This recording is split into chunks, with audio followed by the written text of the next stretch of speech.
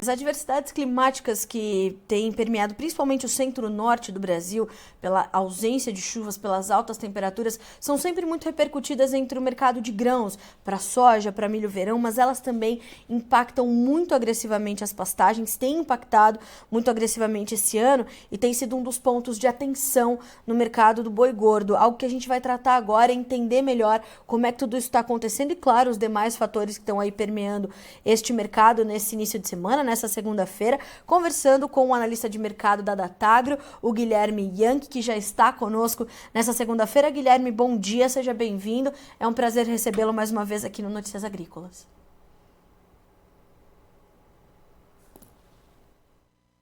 Bom dia, Carla. Bom dia a todos que nos acompanham do canal Notícias Agrícolas. Mais uma vez, gostaria de agradecer o convite de poder vir falar com vocês aqui mais uma vez. Sempre um prazer poder compartilhar um pouco do que a gente está vendo no mercado aí com vocês todos. O prazer é nosso. E Guilherme, de fato, né, você estava me pontuando aqui minutinhos antes da gente entrar no ar que essa questão da seca que acomete o centro-norte do Brasil, ela está no centro aí de atenções desse mercado nesse momento, não? Certamente, Carla. A gente tem aí uma conjuntura que sazonalmente deveria induzir um enxugamento de oferta agora em novembro, né?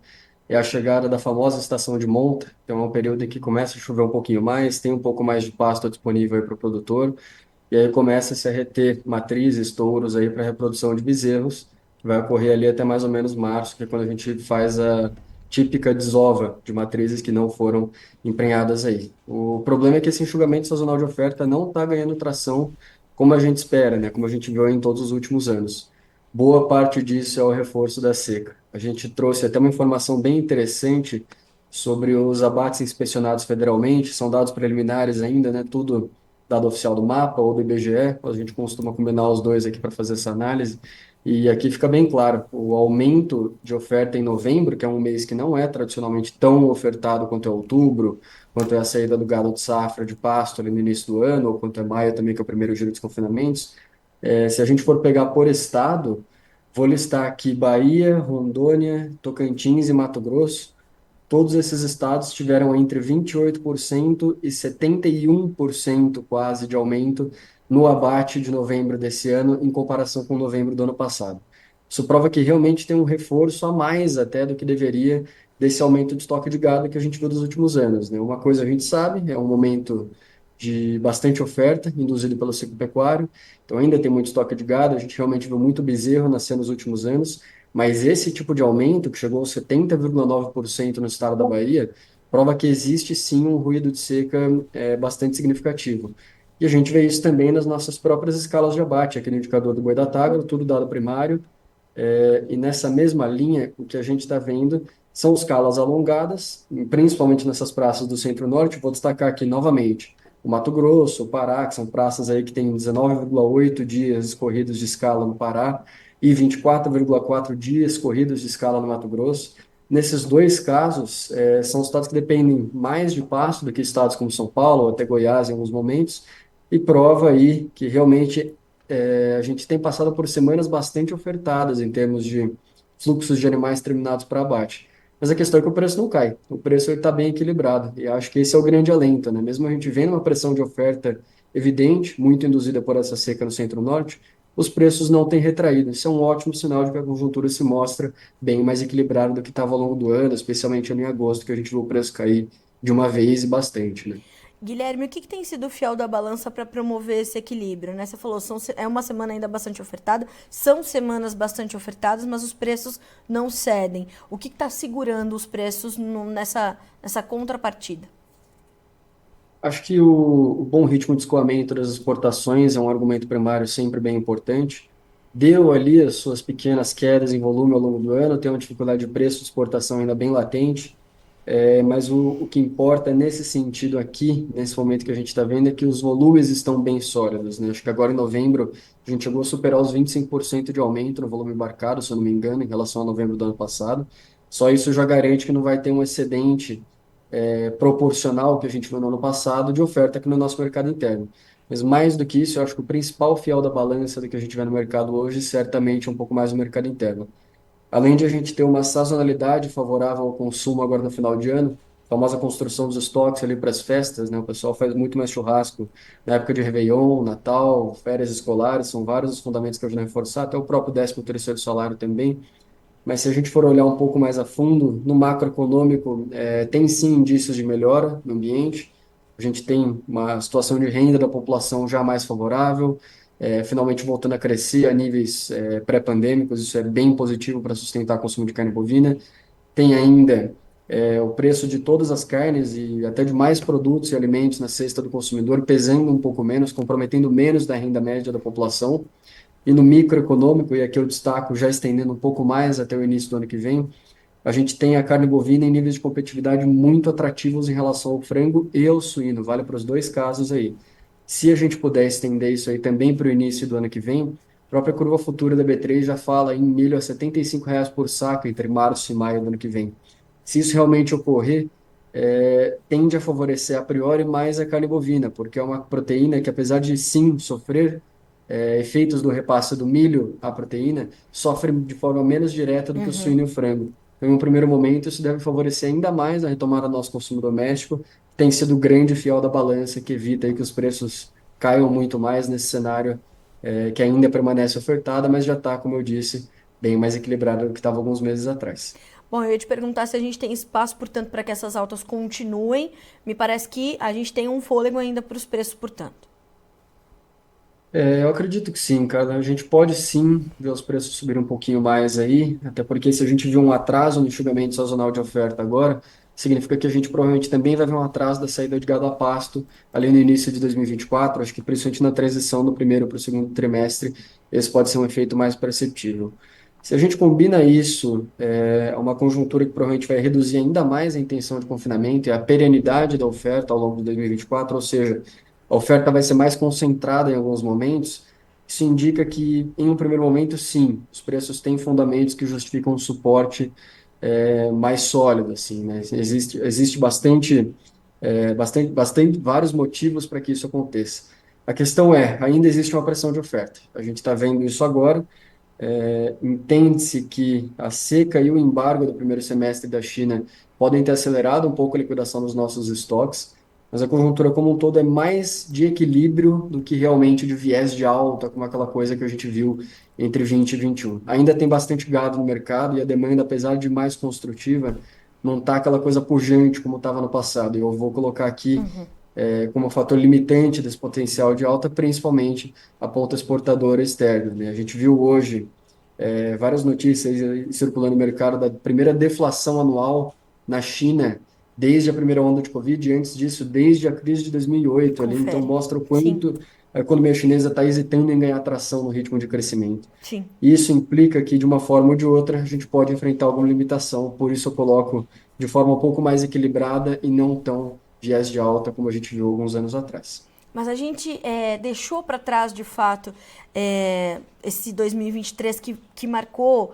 de forma muito negativa a pecuária brasileira, Guilherme? Carla, imaginamos que sim. A gente viu uma pressão de baixa muito forte ali entre agosto e setembro, né? Foi realmente impressionante o que aconteceu. Os preços Sim. chegaram a cair o quê? 20% em um mês, talvez um pouquinho mais. Eu acredito que a gente já passou pelo pior nesse sentido de pressão de oferta. Isso por algumas razões, até pelo próprio fluxo de produção. Se a gente for pensar que a gente já tirou agora do mercado os animais que custaram mais caro do ponto de vista da reposição, isso implica que cada vez mais os preços acomodados já implicam em rentabilidades ou taxas de lucro um pouco melhores ao produtor ao longo do ano.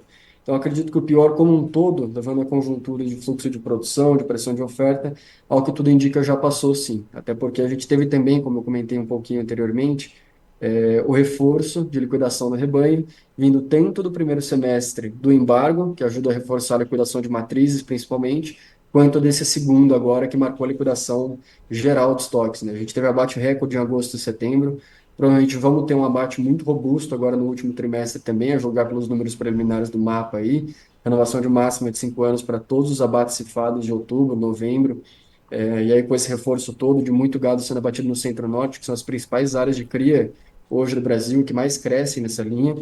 Então, assim, parece que o pior ficou para trás, não se assustem se os preços não subirem tanto assim, é o que esse momento marca um pouco mais, é uma transição para o momento que a gente vai precisar reconstruir o rebanho, mas até o que a gente viu nesse último trimestre agora, mesmo que existam momentos de escassez pontual de oferta, ainda são momentos que dependem de uma resposta equivalente da demanda para que o mercado permaneça equilibrado.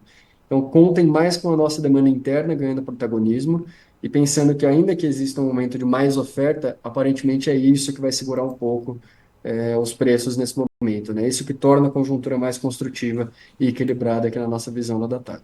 Guilherme, como é que você está avaliando essas escalas tão alongadas? Você citou o Mato Grosso, citou Pará. Como é que a gente avalia essas escalas tão alongadas nesse momento? Se a gente já deveria ter observado um enxugamento sazonal de oferta agora, e ele Uhum. não ocorreu, quer dizer que muito provavelmente uma gama extensa da cadeia, principalmente nesses estados que estão sofrendo um pouco mais com a seca, se viu forçada a antecipar um abate. Então, possivelmente, isso tira um pouco de oferta ali do médio prazo. Então, ano que vem, esses momentos de escassez pontual de oferta podem ser ainda mais prováveis em uma conjuntura que a gente provavelmente viu a antecipação desses abates agora no primeiro trimestre. Na nossa visão aqui, isso não quer dizer que do nada vai faltar oferta, que vai faltar gado para todo lado, mas sim que a gente provavelmente vai ter esses momentos mais perceptíveis. Então, nesse ano, a gente viu escassez de gado em confinamento em São Paulo, por exemplo. O que isso gerou foi um movimento de transferência interestadual de gado para São Paulo. Muita gente teve que buscar gado em Goiás, Minas Gerais, Mato Grosso do Sul. Até no Mato Grosso, a gente ouviu de gente indo buscar gado lá para conseguir bater aqui em São Paulo. Esse é o tipo de consequência que a gente entende como mais perceptível. Nesse ano, a gente não viu os preços mudarem tanto por conta dessa escassez de gado de confinamento. Mas dado que a gente está antecipando um pouco de abate de gado a pasto agora, pode ser que isso seja mais perceptível nos preços como um todo, e não mais apenas um estreitamento de diferencial de base, como a gente viu em alguns momentos desse ano, né? É bem interessante ver como a conjuntura de oferta em escala nacional se mexe de acordo com quanto falta ou quanto sobra de algum tipo de gado, de categoria animal aí, em determinados tipos de terminação, a depender do momento do ano. O que que eu quero dizer com isso? A perenidade da oferta é menor. Quase certo isso. A gente tem, com a entrada de mais confinamento no mercado do boi no Brasil, uma oferta que varia menos ao longo do ano. Como a gente já está antecipando abate de gado a pasto agora, provavelmente vai ter uma intenção de confinamento ainda menor para o ano que vem, com esse nível de preço do boi e do milho já piorando o poder de compra na curva futura, é bastante possível que a gente veja esses momentos mais claros, momentos que falte realmente um pouco mais de oferta, que os preços sejam forçados a subir um pouco. Não quer dizer que eles se estabilizam nisso, porque ainda é um ano que tende a ser razoavelmente ofertado, mas quer dizer que nessa transição a gente pode começar a observar momentos mais perceptíveis que os preços tendem a subir um pouquinho mais. Guilherme, como é que você e a Datagro estão avaliando esse final de 2023 para o mercado de reposição? Para bezerros, para boi magro? Que sinais de alerta a gente tem que trazer para o pecuarista nesse momento, onde os preços do boi gordo estão tomando esse fôlego versus o mercado de reposição? Eu gostaria de colocar para a gente discutir aqui o mesmo argumento que a gente coloca da liquidação no rebanho. Então, se a escassez de chuvas, escassez de pasto, disponibilidade de pasto, qualidade do pasto afeta na viabilidade de se reter animais na fazenda, então te força a desovar muito boi no mercado, da mesma forma também inibe que você consiga reter esses animais para a reprodução de bezerros. Então, isso só reforça o quanto os animais que seriam retidos que produziriam bezerros, bezerros esses que provavelmente iam nascer ali por final de 24 para 25, o quanto em 2025 a gente pode observar uma escassez bastante significativa dessa categoria animal. É um momento difícil, como um todo ainda, claro, a gente está saindo de uma pressão de oferta muito forte, mas o que a gente já vê nesses dados preliminares, se a gente for olhar aqui até o terceiro trio, eu tenho consolidado aqui, se eu não me engano, exatamente, o ágio do bezerro já está bem maior do que foi no ano passado. Esse é um ótimo sinal que precede o avanço nos preços do bezerro. Quando a gente vai começar a observar isso de forma mais clara? Quando o preço do bezerro começar a subir, o boi não subir junto. Quando descorrelacionar um pouco mais as duas coisas. Aconteceu em alguns momentos desse ano, é o que torna essa média mais construtiva. Mas assim, comparando de forma bem direta mesmo, no ano passado como um todo, o ágio médio do bezerro nos nossos cálculos aqui do indicador do boi da tarde foi mais ou menos de 9%. Nesse ano, na parcial até o terceiro trimestre, está em 15%, ou seja, quase Quase dobrou já. dobrou. Isso é o que precede um avanço mais substancial nos preços do bezerro e um desequilíbrio de oferta no mercado de reposição. Então, a gente Certo. provavelmente está começando a chegar perto do ponto em que vai começar a faltar bezerro e boi magro de verdade. Na nossa visão aqui, a julgar pela seca, todo o embargo que potencializou o descarte de matrizes nesse ano também, pode começar a se desenhar um pouco mais de forma clara a partir de meados do ano que vem já. Então, pode ser que 24 para 25 seja essa virada primeiro dos preços do bezerro, depois dos preços do boi. Pode aí gerar um avanço mais substancial nas cotações em um médio e longo prazo aí. Era o que eu queria entender, se essa relação, portanto, vai chegar em algum momento, portanto, aos preços do boi gordo e a gente deve ver essa virada, portanto, entre 24 e 25, Guilherme. Carla, no nosso entendimento aqui, sim, mas talvez de forma mais gradual do que parece. Então, Certo. alguns estados que não tiveram essa liquidação do rebanho tão pesada podem até ainda sentir um certo excesso de oferta nesse primeiro momento, mas certamente alguns outros que foram forçados a liquidar muito gado esse ano, talvez sejam esses mesmos do Centro-Norte, e esses têm um potencial um pouco maior de poder observar esses movimentos com mais clareza, né? Então, o preço do bezerro pode subir a priori já em 24? Sim, mas não com avanços tão pesados ainda, podendo chegar ao boi e aí sim se materializar de forma mais clara na virada de 24 para 25.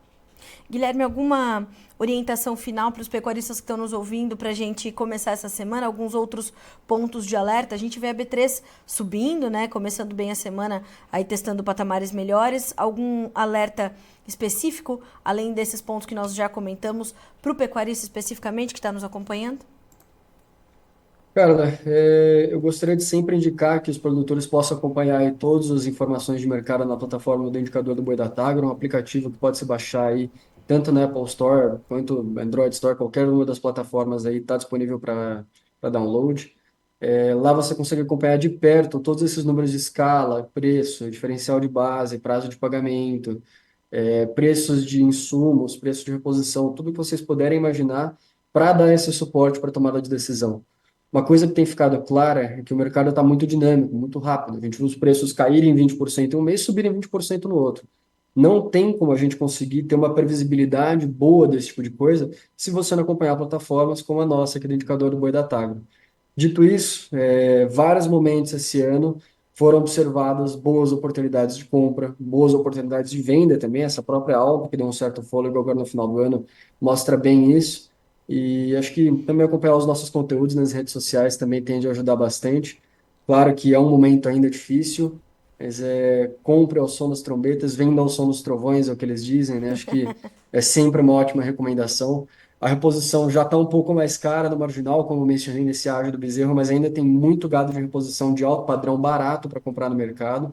Claro que os preços já estão mais firmes, mostra que a gente está deixando aquele momento da compra o ponto ótimo, né, de acertar realmente o melhor ponto possível de compra, mas ainda tem muita oportunidade boa agora. A gente conversa muito com os produtores mais tecnificados, que gostam bastante de dar palestra, que falam muito sobre esses temas com os produtores, eles falam, cara, se você não está travada, não redeou, tem que atuar de forma anticíclica, que a turma gosta de colocar bastante dessa forma. Então é isso, os preços estão baixos agora, preço baixo é bom para comprar, não para vender. Então compre, pensando ali que a gente já provavelmente já viu o preço subir um pouquinho para o bezerro no meio do ano que vem, pode até chegar um pouquinho no boi também. A perenidade da oferta é menor, significa que vão ter momentos melhores de compra e de venda ao longo do ano. São muitas as oportunidades que a gente tende a observar ao longo do ano que vem já, né? Provavelmente é um ano que tem mais oportunidades do que esse agora, por ser um ano de transição. Então vejam isso de forma construtiva. Aproveitem as oportunidades de compra e, da mesma forma, as de venda também. E acompanhem o indicador do boi da Tagro, é claro. Impossível ser melhor. A orientação muito completa e traz a dica, né, Guilherme? Tem aí animais, né, boi magro de alto padrão, barato para comprar, então atenção total, né? Porque as oportunidades estão aí batendo na porta. Exatamente, não vão ficar aí para sempre, né, cara? É Não, isso aí, elas passam muito rápido, essa é a verdade. com certeza. Guilherme, sempre bom ter você conosco aqui no Notícias Agrícolas. Obrigada mais uma vez. Volte sempre, meu amigo. Portas sempre abertas para ti e para todo o time da Datagra. Eu que agradeço, cara. Um forte abraço a vocês todos aí no Notícias Agrícolas, todos os telespectadores. Sempre um prazer compartilhar um pouco da nossa visão de mercado aqui com vocês. Um abraço, boa semana, Guilherme. Para vocês também. Até Tchau, tchau. mais. Tchau, tchau.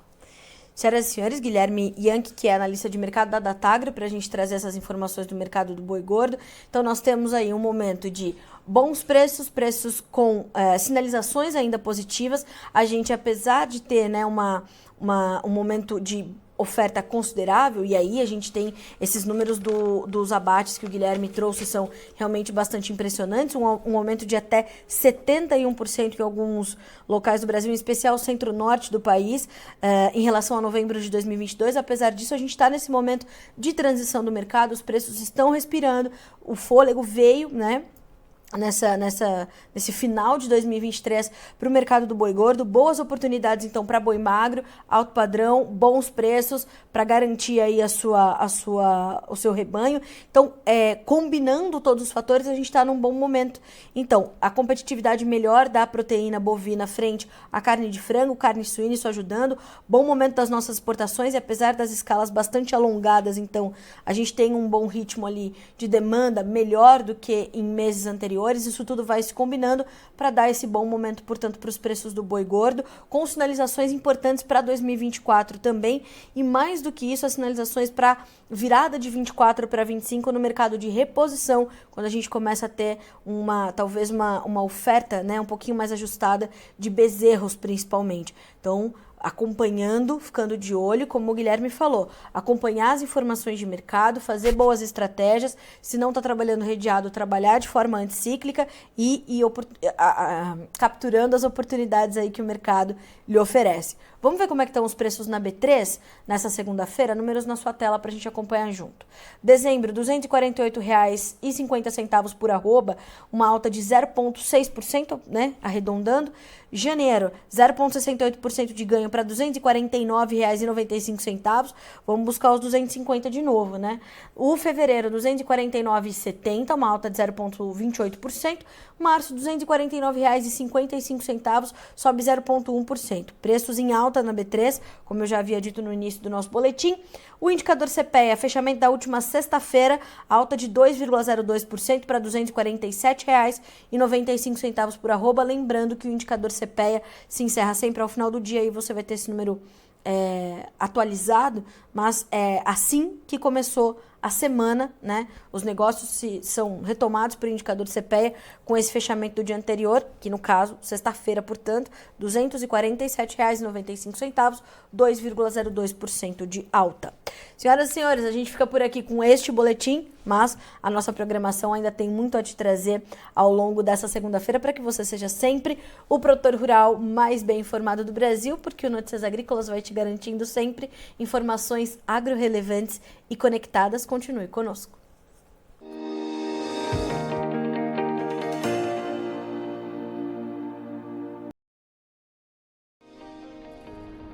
Se inscreva em nossas mídias sociais, no Facebook Notícias Agrícolas, no Instagram @Notícias Agrícolas e no nosso Twitter @Notiagre. E para não perder nenhum vídeo, não se esqueça de nos acompanhar no YouTube e na Twitch, Notícias Agrícolas Oficial.